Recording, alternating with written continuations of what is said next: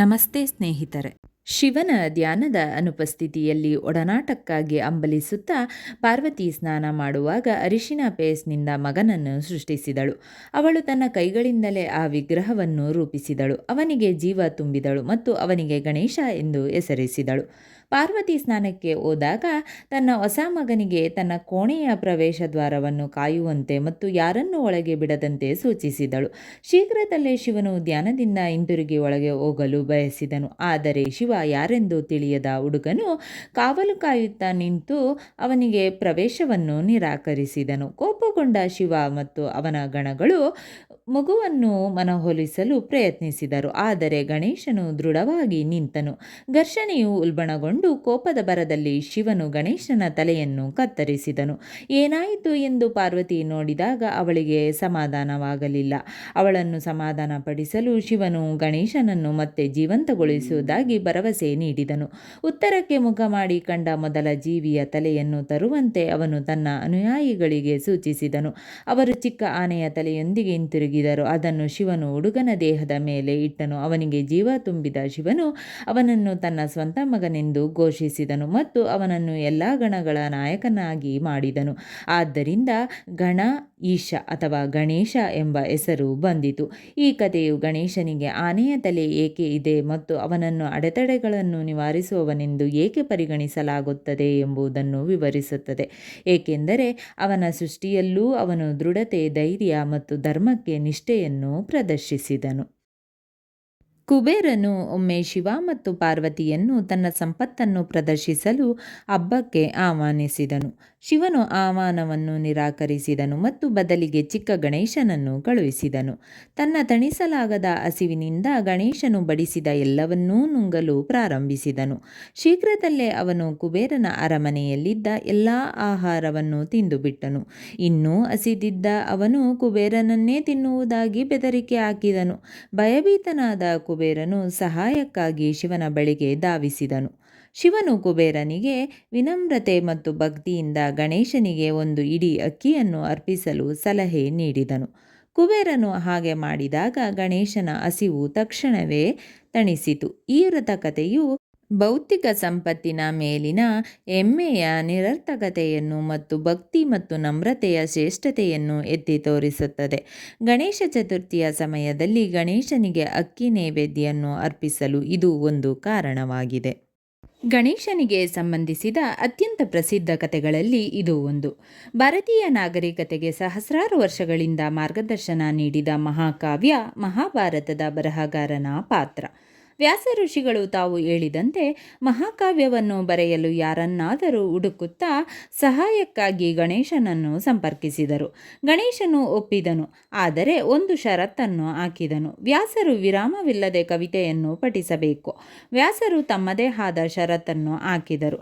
ಗಣೇಶನು ಪ್ರತಿಯೊಂದು ಪದ್ಯವನ್ನು ಬರೆಯುವ ಮೊದಲು ಅದನ್ನು ಅರ್ಥ ಮಾಡಿಕೊಳ್ಳಬೇಕು. ವ್ಯಾಸರು ನಿರೂಪಿಸಿದಂತೆ ಮುಂದಿನ ಶ್ಲೋಕಗಳನ್ನು ರಚಿಸಲು ಸಮಯ ಬೇಕಾದಾಗೆಲ್ಲ ಗಣೇಶನಿಗೆ ವಿರಾಮ ನೀಡುವ ಆಳವಾದ ಸಂಕೀರ್ಣವಾದ ಭಾಗಗಳನ್ನು ಸೇರಿಸುತ್ತಿದ್ದರು.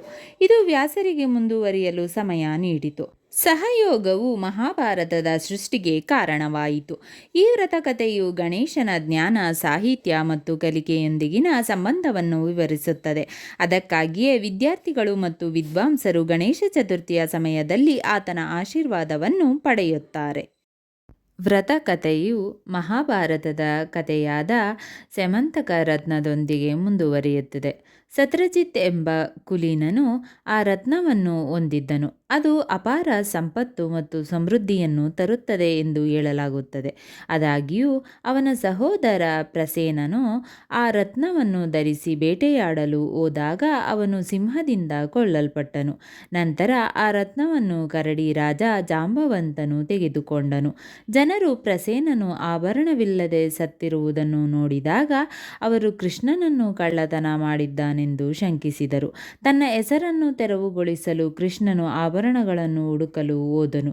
ಭೀಕರ ಯುದ್ಧದಲ್ಲಿ ಜಾಂಬವಂತನನ್ನು ಸೋಲಿಸಿದ ನಂತರ ಕೃಷ್ಣನು ಆಭರಣವನ್ನು ವಶಪಡಿಸಿಕೊಂಡು ಸತ್ರಜಿತ್ಗೆ ಹಿಂತಿರುಗಿಸಿದನು. ಆಗ ಕೃಷ್ಣನ ಮುಗ್ಧತೆಯನ್ನು ಅರಿತುಕೊಂಡನು. ಗಣೇಶ ಚತುರ್ಥಿಯಂದು ಈ ಕಥೆಯನ್ನು ಕೇಳುವುದರಿಂದ ಅಥವಾ ಹೇಳುವುದರಿಂದ ಚಂದ್ರನನ್ನು ನೋಡುವ ಶಾಪ ಪರಿಹಾರವಾಗುತ್ತದೆ ಎಂದು ನಂಬಲಾಗಿದೆ. ಸಾಂಕೇತಿಕವಾಗಿ ಇದು ಸತ್ಯ ಮತ್ತು ಸದಾಚಾರವು ಅಂತಿಮವಾಗಿ ಅನುಮಾನ ಮತ್ತು ಸುಳ್ಳು ಆರೋಪದ ಮೇಲೆ ಮೇಲುಗೈ ಸಾಧಿಸುತ್ತದೆ ಎಂದು ಕಲಿಸುತ್ತದೆ. ಗಣೇಶ ಚತುರ್ಥಿಯ ಪ್ರತಿಯೊಂದು ಆಚರಣೆಯು ಅದರ ಸಾಂಕೇತಿಕತೆಯನ್ನು ಬಲಪಡಿಸುವ ಕಥೆಗಳಿಂದ ಬೆಂಬಲಿತವಾಗಿದೆ. ಗಣೇಶನ ಮಣ್ಣಿನ ಮೂರ್ತಿಗಳನ್ನು ಮನೆಗೆ ತರುವ ಸಂಪ್ರದಾಯವು ಪೂಜೆಯ ನಂತರ ದೇವರನ್ನು ಮೂಲವಸ್ತುಗಳಿಂದ ಹಿಂತಿರುಗಿಸುವ ನಂಬಿಕೆಯಿಂದ ಹುಟ್ಟಿಕೊಂಡಿದೆ. ಮಣ್ಣು ಭೌತಿಕ ದೇಹದ ಅಶಾಶ್ವತತೆಯನ್ನು ಪ್ರತಿನಿಧಿಸುತ್ತದೆ, ಆದರೆ ಮುಳುಗುವಿಕೆಯು ಸೃಷ್ಟಿ ಮತ್ತು ಲಯದ ಶಾಶ್ವತ ಚಕ್ರವನ್ನು ಸಂಕೇತಿಸುತ್ತದೆ. ದೇವರು ಪ್ರತಿಮೆಗಳಲ್ಲಿ ಅಲ್ಲ, ಹೃದಯದಲ್ಲಿ ವಾಸಿಸುತ್ತಾನೆ ಎಂದು ಇದು ಭಕ್ತರಿಗೆ ನೆನಪಿಸುತ್ತದೆ. ಗಣೇಶ ಚತುರ್ಥಿಯ ಪ್ರತಿಯೊಂದು ಆಚರಣೆಯು ಅದರ ಸಾಂಕೇತಿಕತೆಯನ್ನು ಬಲಪಡಿಸುವ ಕಥೆಗಳಿಂದ ಬೆಂಬಲಿತವಾಗಿದೆ. ಮೋದಕವು ಗಣೇಶನಿಗೆ ಅತ್ಯಂತ ಪ್ರಿಯವಾದದ್ದು. ಇದರ ಹೊರಹೊದಿಕೆಯು ಜೀವನದ ಸವಾಲುಗಳನ್ನು ಸಂಕೇತಿಸುತ್ತದೆ, ಆದರೆ ಸಿಹಿ ತುಂಬುವಿಕೆಯು ಆಧ್ಯಾತ್ಮಿಕ ಸಾಕ್ಷಾತ್ಕಾರದ ಆನಂದವನ್ನು ಪ್ರತಿನಿಧಿಸುತ್ತದೆ. ಮೋದಕಗಳು ಐಶ್ವರ್ಯಕ್ಕಿಂತ ಭಕ್ತಿಯಲ್ಲಿ ನಮ್ರತೆಯನ್ನು ಪ್ರತಿನಿಧಿಸುತ್ತವೆ ಎಂದು ಕುಬೇರ ವ್ರತ ಕಥೆಯು ನೈವೇದ್ಯವನ್ನು ವಿವರಿಸುತ್ತದೆ. ಆನೆಯ ತಲೆಯು ಆಳವಾದ ಕಥೆಯನ್ನು ಹೊಂದಿದೆ. ಇದು ಬುದ್ಧಿವಂತಿಕೆ, ಶಕ್ತಿ ಮತ್ತು ದೂರದೃಷ್ಟಿಯನ್ನು ಸಂಕೇತಿಸುತ್ತದೆ.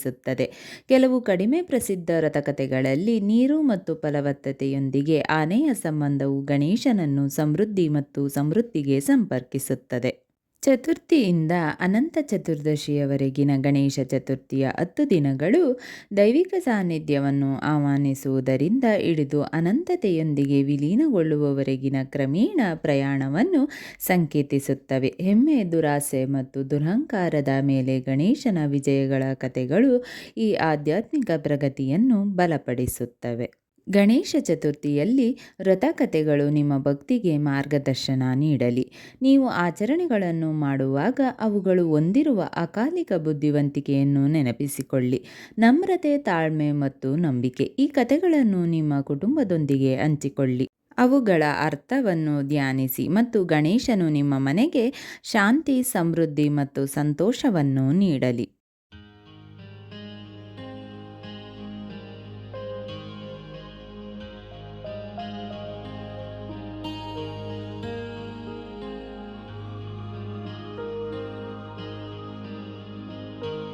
ಸ್ನೇಹಿತರೆ, ಈ ವಿಡಿಯೋ ಇಷ್ಟವಾದಲ್ಲಿ ಲೈಕ್, ಶೇರ್ ಆ್ಯಂಡ್ ಕಾಮೆಂಟ್ ಮಾಡಿ. ಮುಂದಿನ ವಿಡಿಯೋಸ್ಗಳಿಗಾಗಿ ಚಾನಲ್ ಅನ್ನು ಸಬ್ಸ್ಕ್ರೈಬ್ ಮಾಡಿ. ಧನ್ಯವಾದಗಳು.